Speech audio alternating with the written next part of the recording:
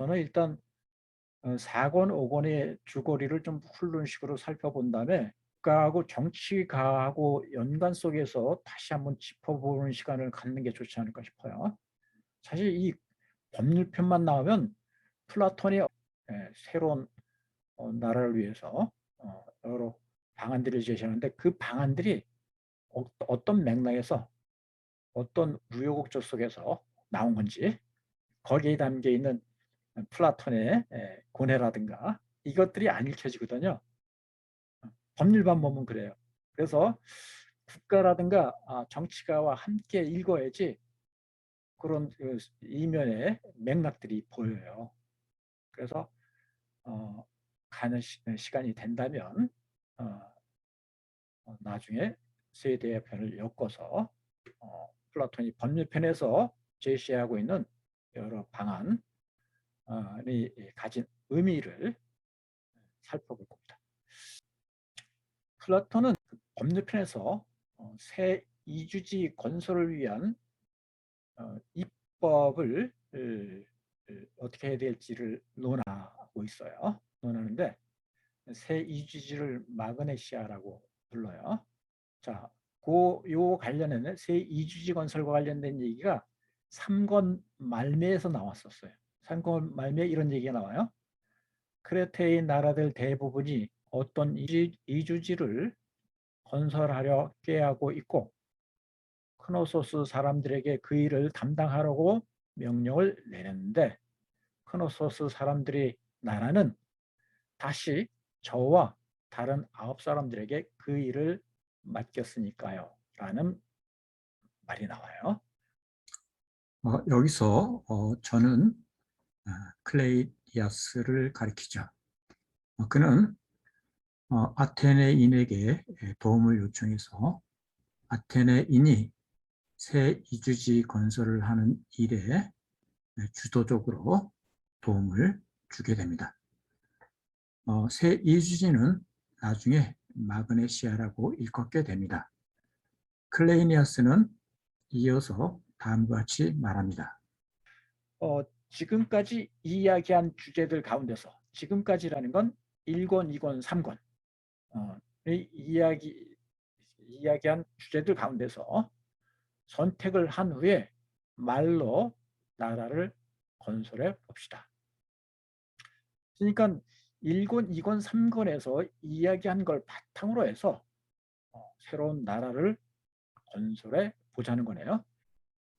아테네인은 기본적으로 클레이니아스의 제안대로 1권, 2권, 3권에서 논의된 거를 새로운 이주지, 새로운 나라를 건설하는데 적용해 보고자 하는 거예요. 적용해 보고자 해요. 그러면 1권, 2권, 3권에서 어떤 그 이야기가 됐느냐, 나라와 관련해서 입법 관련해서 아테네인이 제시했던 게 뭐였느냐, 그걸 다시 한번 생각해 봐야 될 텐데 1권, 2권, 3권에서 주되게 된 거는 뭐였어요? 입법. 입법의 목적은 덕이어야 된다, 덕 전체여야 된다 이런 얘기였죠. 덕 전체가 입법의 목적이 돼야 된다. 이거 누누이 말씀드렸으니까 자세히 다시 말씀드리지 않아도 될 것 같아요. 특히 4가지 덕의 대표적인 게 바로 지성인이 분별인이 있는 거죠. 그게 이제 대표적인 거예요. 걷다가 추가시킨 게 우애, 자유가 추가되는 거죠. 그러니까 지성, 우애, 그리고 자유. 이게 입법의 목적이라는 거죠. 그 목적을 지금 이 새로운 이주지에 실현하려고 그러는 거예요. 그 목적을. 그리고 그 목적을 실현하려면 그 목적을 잘 실현할 수 있는 여러 제도를 만들고 그래야 될 거예요. 이걸 그 목적을 실현할 수 있는 제도를 어떻게 만들려고 하는지 그거를 주목해 보면 될 것 같습니다. 먼저 그 새로운 이주지를 선정하고 거기서 새로운 나라를 만들려면 먼저 이주지의 입지 조건을 먼저 따져봐야 될 거예요. 그래서 입지 조건과 관련된 얘기가 먼저 나옵니다. 주변의 바다와의 거리, 그리고 항구들의 유무 이런 걸 문제 삼아요. 주변에 바다는 있는가? 지금 우리가 건설하려고 하는 그곳에서 바다가 얼마나 멀리 떨어져 있느냐, 주변에 항구들은 있느냐, 어떤 이웃들이 있는지 이런 거 하나씩 체크해 나가요. 이런 걸 체크하는 이유는 자연 조건 혹은 이웃이 어떤 이웃이냐, 이것들이 덕의 획득이라는 목표 실현에 적합한지를 알고자 하는 거예요. 플라톤이 지금 입법의 목적은 덕이란 말이죠. 덕을 실현하는데 덕을 실현하기 알맞은 자연 조건이야, 이런 걸 따져보고 싶은 거예요. 그리고 마땅한 정도 이상으로 바다가 가까이 있고 좋은 항구들을 갖추고 있으면 이건 좋지 않대요. 그것은 교역업과 소매업으로 가득 채우고 호난에 변덕스럽고 신뢰할 수 없는 성격을 낳을 수 있기 때문이라고 보네요. 교역업, 소매업 이런 것들이 번성하면은 우리의 혼에 덕을 기르는데 장애가 될 수 있다는 인식을 보여주네요. 나라가 대규모로 수출을 할 수 있는 조건을 갖추고 있으면 그 대가로 은하와 금화로 가득 차게 될 텐데 고귀하고 정의로운 성격을 획득하는 데는 아마도 이보다 더 큰 악은 없을 것이다 라고 얘기하네요. 오늘날 현대인들이 생각하는 거하고 정반대인 것 같아요. 오히려. 그렇죠? 수출도 잘 되고 뭐 금은부화가 넘쳐나고 등등 그래야지 아주 잘 나가는 나라고 좋은 나라라고 생각하는데 플라톤은 거꾸로 생각하는 거예요. 네. 그래서 이게 어떤 면에서는 고전을 보는 또 재미일 수도 있어요. 우리가 사는 것 갖다 한번 거꾸로 한번 뒤집어서 생각해 보는 거. 네. 이런 모습을 보여요. 이 고전 속에서는 우리가 지금 많이 수용되어 있는 것도 있지만 또 우리가 보기에 생경해 보이는 여러 요소들도 있어요. 자, 그러나 어쨌든 우리는 지금 정치체제의 탁월함에 주목하면서 지역의 자연 여건과 함께 법률 체제를 고찰하고 있습니다. 그렇게 얘기하면서 그러나 어쨌든 우리는 대다수 사람들이 생각하듯이 단지 목숨을 보존하고 살아있는 것, 바로 이것이 인간에게 가장 가치 있는 것이라 생각하지 않습니다. 라고 얘기하네요. 이렇게 얘기해요. 여기서 먼저 이 이야기 도입은 살라미스 해전과 관련해서 얘기가 나와요. 플라톤은 해군보다는 육군을 선호해요. 해군은 후퇴하기도 쉽고 도망가기도 쉽다는 거예요. 그래서 육군은 좀 상대적으로 그렇게 후퇴하고 그런 게 힘든데 해군은 그게 수월하다 보니까 용기 함양을 위해서는 해군보다는 육군이 더 낫다는 그런 생각이 보이고 그래요. 그리고 어떤 면에서는 그와 관련해서 살라미스 해전에서의 대승, 페르시아를 물리친 그 대승에 대해서도 좀 비판적인 입장을 한편 취하기도 해요. 이 살라미스 해전을 통해서 우리가 목숨은 보존하고 살아 있는 건 좋을지 모르겠지만 인간의 삶에서 이게 다가 아니라는 얘기죠. 물론 이게 살라미스 해전과 관련해서 얘기했지만 앞에서 말했던 입지 조건 관련된 그런 거, 뭐 부라든가 그런 것들은 목숨을 보존하고 살아가는 것, 윤택하게 살고 이러는 거에 도움이 될 거예요. 근데 진짜 중요한 건 이런 게 아니라고 보는 거죠. 이런 건 아니에요. 이건 우리가 살아가는데 필요 조건일 뿐이에요. 근데 충분 조건은 아니라는 거죠. 마치 우리에게 비타민이라는 건 필요 조건이잖아요.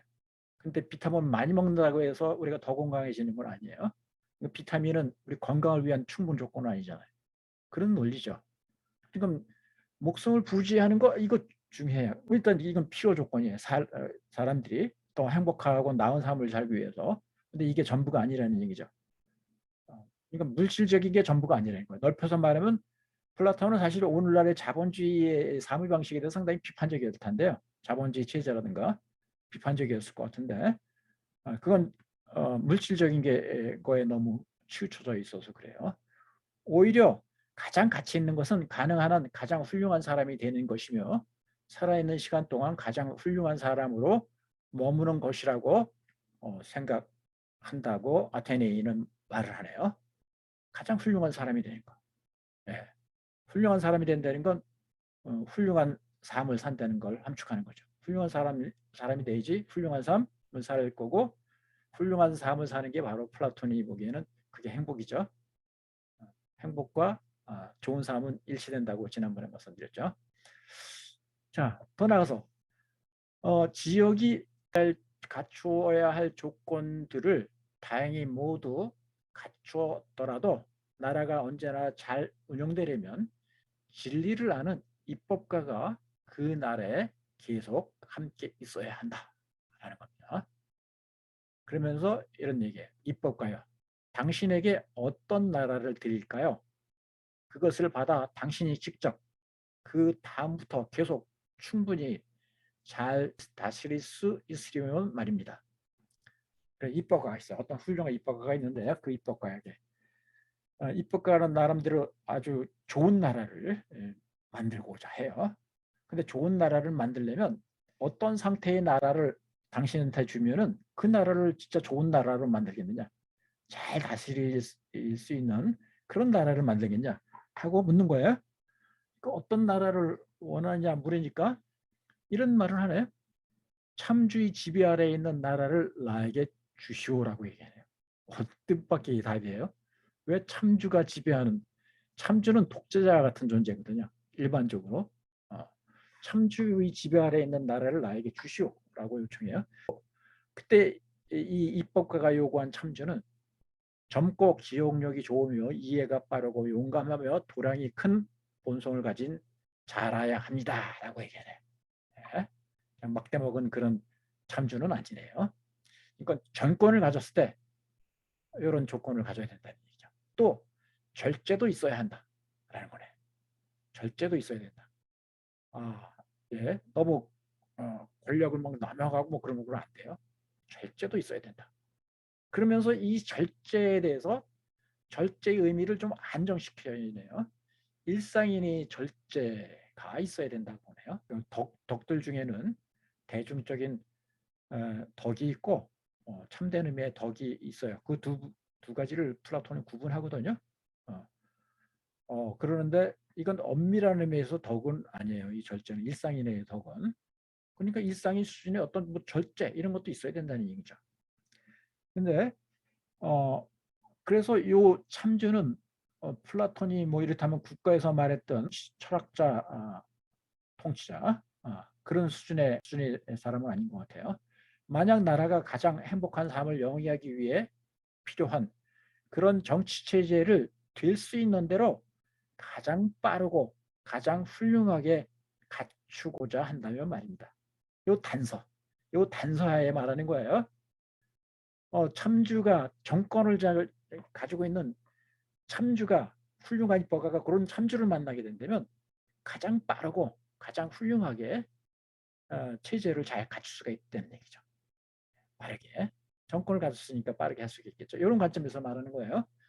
참주는 나라의 성향을 바꾸고 싶을 때 애를 쓸 필요도 없고 엄청나게 많은 시간이 필요하지도 않다는 것이죠. 권력을 가진 자들이 앞장서는 방법 외에 다른 방법으로 나라가 더 빨리, 더 쉽게 법률을 바꿀 수 있을 것이라고 그 누구도 우리를 설득하게 해서는 안 됩니다.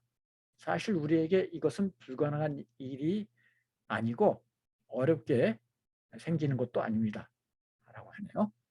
이건 대단한 권력을 가진 사람들, 뭐 전체적인 권력을 가진 사람과 입법가가 만날 때 빠르게 훌륭하게 만날 수가 있다는 얘기죠. 이렇게. 오히려 어려운 일은 일단 생기면 생긴 날에 온갖 수많은 좋은 것을 가져다 주지만 오랜 세월에도 거의 생기지 않는 것은 다음과 같은 것입니다. 절제 있고 정의로운 일에 대한 신적인 열정이 그런 열정이 큰 권력을 가진 몇몇 사람들에게 생기는 경우 말입니다. 예.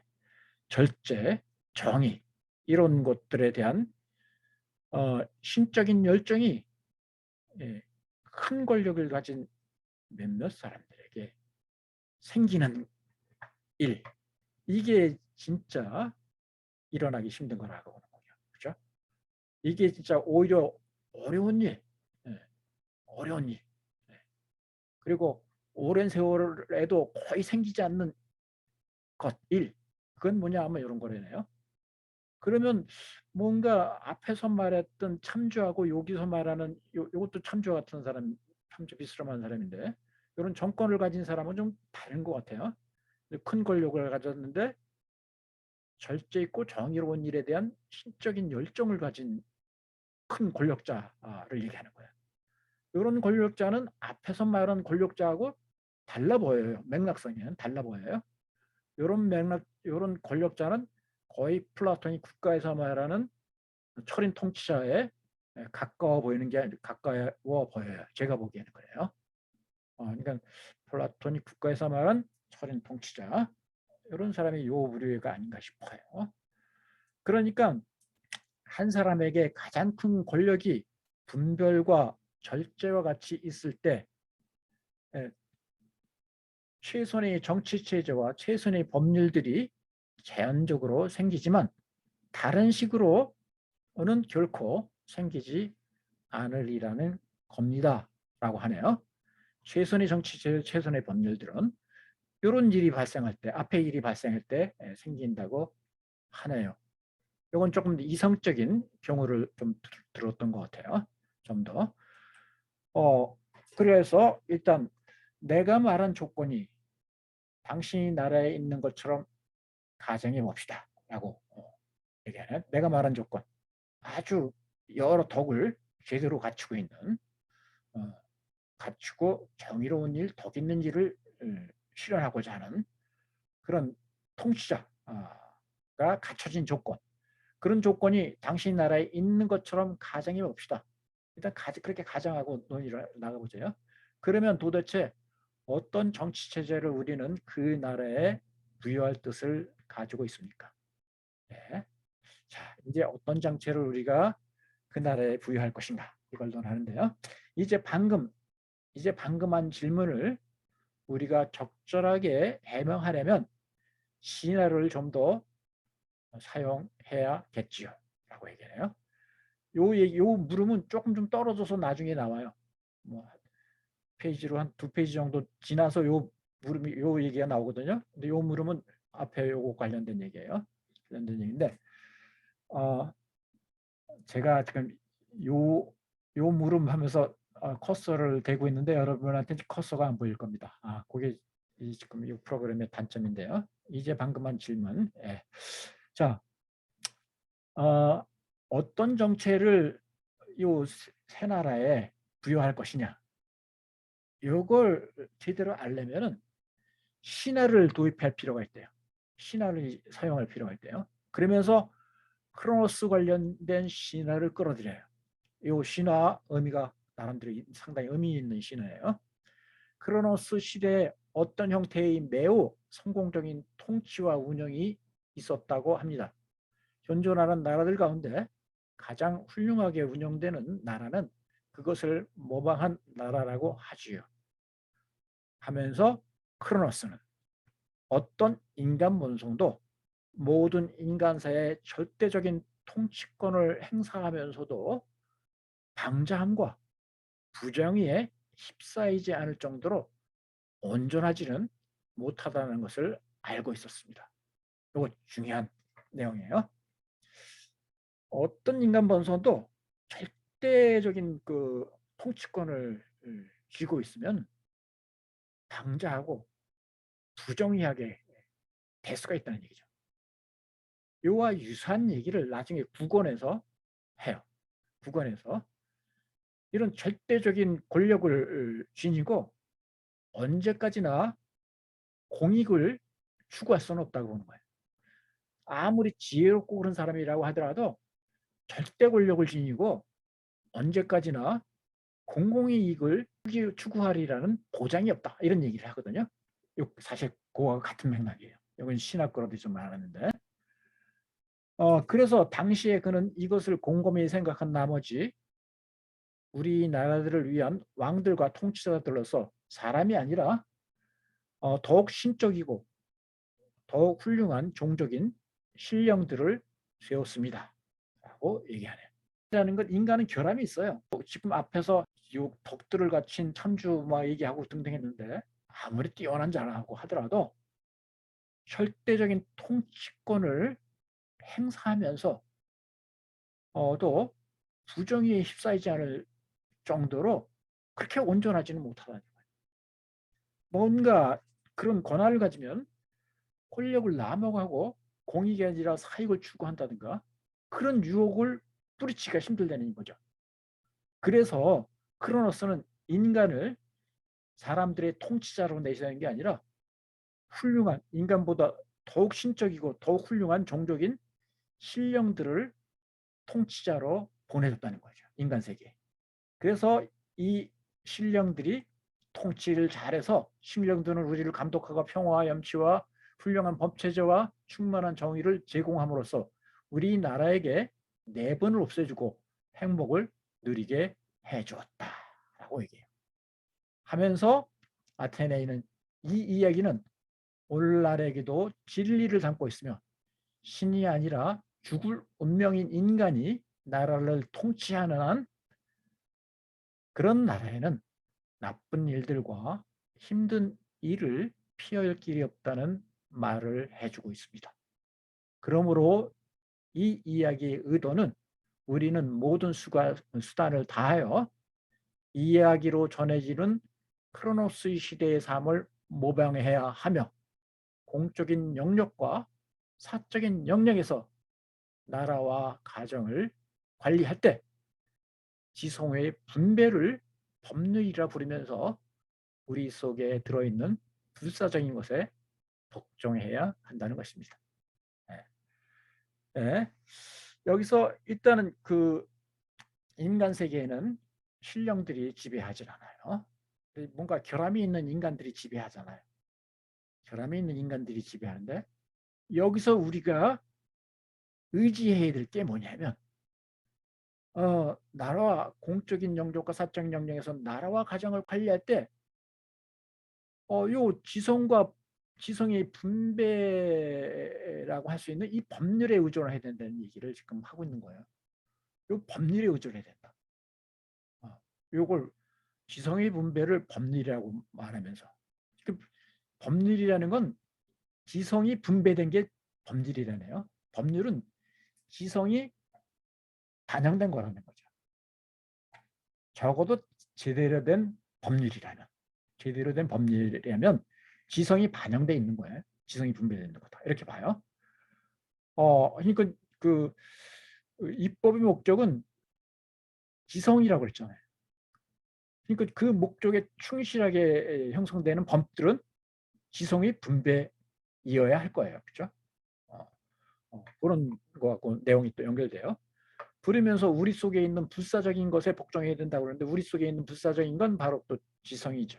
우리 속에 있는 지성인데 우리 속에 있는 지성에 복종해서 또 법률에 따라서 살아야 된다라는 식의 얘기를 하는 거라고 볼 수가 있어요. 지금 요것만 보면 이게 그렇게 대단한 의미가 있어 싶어요. 근데 이건 플라톤이 어떤 좋은 정치, 좋은 나라를 만들기 위해서 어떤 고민을 해왔는지 그걸 알면은 이것의 의미를 이것 큰 의미를 찾을 수 있어요. 나중에 비교해서 시간 되면 보여드리겠고요. 그러나 인간이나 어떤 과두정 또는 민족이 법을 짓바꿔서 한 나라나 한 개인을 다스리게 된다면 방금 우리가 말했듯이 구원의 방도도 없습니다. 네. 그렇다면 크레니아스 우리가 이 말을 따를 것인지 아니면 어떻게 할 것인지를 살펴봐야 된다 얘기하는데 법을 짓밟게 되면은 구원의 방도가 없대요. 우리 구원의 방도가 바로 법이라는 거죠. 지성이 분배인 법이 우리 구원의 방도가 될 수 있다는 얘기죠. 그렇죠? 법을 상당히 중시하는 모습을 보여주고 있어요. 자, 우리가 크로노스가 그 신령들을 보내서 좋은 통치를 하고 그랬는데 거기에 모방하려면 우리가 좋은 법을 가져야 된다는 생각을 보여준 겁니다. 그러면서 법이나 정의는 뭐 강자이익이라는 일반 대중들의 견해를 소개해요. 사람들은 정의로움에 대한 자연적인 정의 가장 훌륭한 표현은 정의는 강자의 이익이다라고 생각한다는 거죠. 사람들은 이렇게 생각해. 정의로움에 대한 자연적인 정의는 강자의 이익이다라는 거죠. 이 정의는 강자의 이야기라는 얘기는 트라시마코스가 국가 일권에서 트라시마코스에서 한 얘기죠. 정의는 강자의 이익이다 이렇게 얘기해요. 정의는 강자의 이익이다고 말할 때 이건 뭐 현실적으로 많이 공감이 되는 측면도 있어요. 근데 플라톤은 현실에서는 이렇게 돌아가고 있다는 것을 인정할 수도 있어요. 플라톤도. 그러나 플라톤은 현실보다는 당위 내지 이상을 추구하는 자죠. 플라톤은 당위, 마땅히 해야 되는 것. 현실은 이렇다고 하더라도 현실이 이러니까 그렇게 살아야 된다는 논리가 나오는 건 아니에요. 현실은 이러하니까 이렇게 살아야 된다라고 결론을 도출하면 오늘 그걸 갖다 레트럴리스틱 펠러시라고 해서 자연주의적인 오류라고 해요. 근데 플라톤은 사실 현실이 그렇다고 해서 꼭 강자의 이익을 도모하는 사람이 정의다라고 말할 수는 없다는 거죠. 그래서 오히려 플라톤은 나중에 결론은 마지막 결론은 정의란 사실상 이익의 관점에서 말하면 모든 사람에게 이롱을 주는 거다라는 관점을 사실 취해요. 관직은 누가 맡아야 하는가?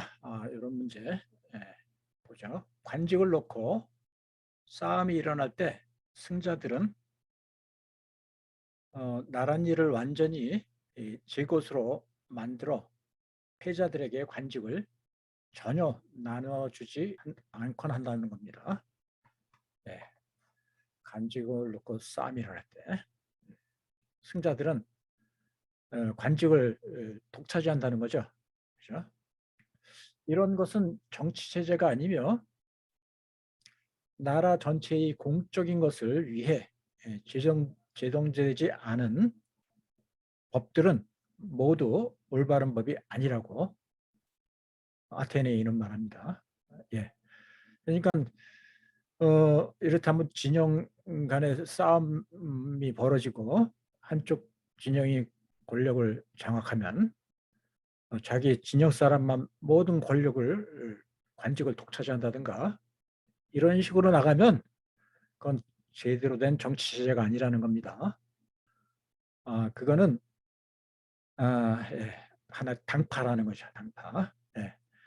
그런 건 이런 정치 체제는 모두 올바른 정치 체제가 아니고 나라의 공적인 것을 위해 또 제정되지 않는 그런 법이 있다면 그런 법은 또 올바르지 않다는 거죠. 그러니까 법은 특정 계층의 이익을 대변하는 것이 되면 안 되고 모두의 이익을 대변하는 것이어야 되고 그리고 정치 체제도 그래야 된다는 얘기죠. 그리고 관직을 한쪽 진영만 독차지하는 식으로 돼서는 안 된다는 거네요. 일부 사람들을 위해 법을 제정하는 사람들은 당파의 일원이지 시민이 아니다. 특정한 사람들을 위해서 제정되는 법에는 정의가 없다. 법률은 올바르게 제정되어야 하는 건 물론이고 관직을 부여할 때 당파적인 사람들이 아니라 법률을 가장 잘 따르며 나라에서 바로 이런 일에 승리하는 사람에게 가장 중대한 관직인 신을 섬기는 일을 맡겨야 한다고 말합니다. 그 두 번째로 중요한 관직은 법을 따르는데 준우승을 차지한 사람에게 맡기고 이런 식으로 순차적으로 법을 잘 따르는 사람에게 관직들을 분배해 줘야 된다는 겁니다. 예. 그리고 관리들이 법이 노예인 나라가 되어야 된다라고 역설을 합니다. 방금 나는 관리로 불리는 사람들에게 법을 섬기는 자라는 명칭을 사용했습니다. 관리는 법을 섬기는 자라는 얘기예요. 그 이유는 이름을 새로 지어내기 위한 것이 아니라 나라의 보존과 몰락이 무엇보다도 바로 여기에 달려 있다고 믿기 때문이라는 겁니다. 나는 어떤 나라든 법이 지배당하고 권위를 이런 나라에는 몰락이 임박해 있음을 보지만 법이 관리들이 주인이고 관리들은 법이 노예인 나라에는 보존이 지속되고 신이 나라에 준 모든 좋은 것들이 있음을 발견하니까요. 라고 얘기해요. 자, 법이 관리들이 주인이 아니라 관리들은 법이 노예여야 된다는 얘기군요. 여기서 관리들은 통치자들을 1차적으로 가리켜요. 통치자뿐만 아니라 더 넓힐 수도 있는데 통치자가 1차적으로 들어가요. 통치자들은 법의 노예여야 한다라고 역설하네요. 이건 플라톤의 국가편에서 이런 식의 얘기는 접한 바가 없어요. 플라톤의 국가도 그렇고 정치가에서도 그렇고 관리들은 통치자들은 법의 노예여야 한다 이런 말을 하진 않았었어요. 근데 통치자들은 법의 노예가 돼야 된다라고 역설을 하는군요. 그 근거는 뭐겠어요? 왜 통치자들은 법의 노예가 되어야 된다고 말하는 걸까요? 그건 앞에서 크로노스 얘기하면서 인간의 본성에는 그 부족한 점이 있다는 걸 얘기하지 않았나요? 네. 그리고 절대 권력을 가지면은 문제가 생길 수 있다는 식의 여지를 남겼잖아요. 어떤 인간 본성도 모든 인간사에 절대적인 통치권을 행사하면서도 방자함과 부정의에 휩싸이지 않을 정도로 온전하지는 못하다는 거죠. 뭔가 절대적인 권력, 통치권 내지 권력을 쥐게 되면 뭐 여긴 전체를 통치하는 뭐 왕이라든가 오늘날의 대통령뿐만 아니라 밑에 권력을 지닌 사람들 그런 사람들이 넓힐 수도 있겠는데요. 절대적인 권한을 갖게 되고 그러면은 방자함과 부정의에 휩싸인다는 거죠. 권력을 남용한다는 거죠. 사익을 위해서. 그리고 또 인간 관련해서 얘기했잖아요. 인간이 나라를 통치하는 한 나쁜 일들과 힘든 일을 피할 수 없다. 라고 하면서 법을 내세웠잖아요. 지성이 분배로서 법을 내세웠단 말이죠. 그렇죠? 이런 맥락과 연결되어 있는 거예요. 이런 맥락 속에서 나오는 얘기예요. 통치자들은 혹은 관리들은 법이 노예여야 한다라는 얘기는 앞에 말은 맥락 속에서 나온 얘기라고 볼 수가 있어요. 예. 이 얘기는 그런 맥락 속에서 나왔고 나중에 시간 되면 더 좀 얘기하겠지만 철인 통치론과는 조금 다른 차원의 얘기를 하는 것 같아요.